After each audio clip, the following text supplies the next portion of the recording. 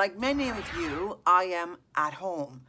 So I had a doctor's appointment today, but I'm still having it, but just not in person. Keep your immune system up and you will get through this. We're all going to get through this and it's going to be okay. During the 2020 COVID-19 pandemic, BC doctors have been providing patients with care via telephone or video in a much larger scale. So what kinds of things are we doing now? How are we adapting? Most people are used to going into the doctor's office, waiting for their appointment. There's a million people sitting around, and that's the typical scene. But what are we looking at now? So we're trying to limit the number of patients that are being brought into the office and the number of physical exams that we're doing to try and keep that physical distance between ourselves and patients to protect both of us. First of all, I have a doctor's appointment. It's scheduled. I'm supposed to go in. Should I call first? What's the procedure? The patients are actually being notified by the offices if their appointment is going to occur virtually or if it is going to still be in person. So if you have an appointment booked already, if you've not heard from the office of the doctor, then you can reach out to them for sure. But by and large now, patients are calling the office, explaining their circumstances, and we're either setting up a virtual visit or an in-person visit, depending. And then occasionally we see someone virtually and realize, oh yeah, this actually does need an in-person exam. And let's pick a time that you can come in and we can make sure there's no one else here. We'll do your exam and we can both be safe. Okay, so if you say, okay, Leah, you need to come in, and this is not something we can diagnose over the phone, I would come in. Would I wait in my car and wait until I get a phone call? How does it work exactly? Definitely. So we're using the same precautions that we use during influenza season. So if you're coming in for an appointment, we try and keep you isolated. We phone you when your space is available to come up.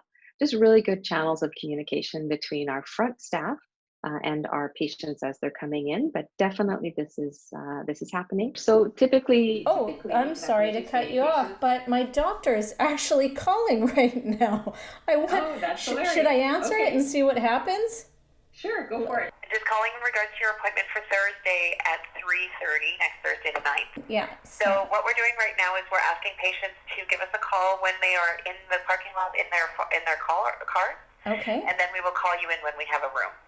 Okay, perfect. Okay, that sounds great. Okay, thank you. Okay, thank you. Bye-bye. How perfect was that? Hey, I did not plan that, I promise. Okay. No, that's actually really good. So there you go, in action, live in action. So I am here at my doctor's appointment. As you can see, I'm in the car, just waiting. I just gave them a call and they said they will call me back when the room is ready. So I'm just gonna sit here until the meantime.